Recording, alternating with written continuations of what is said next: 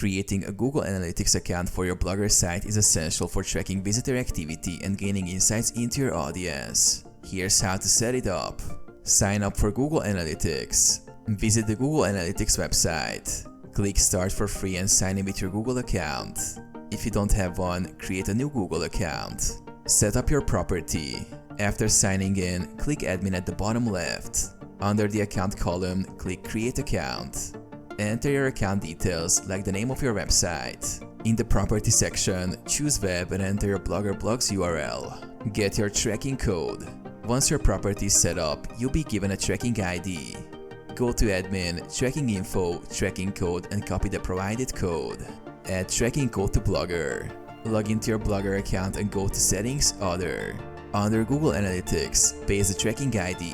Save your changes. Verify the setup. After 24 to 48 hours, go to Google Analytics to see data from your Blogger site, confirming the setup is successful.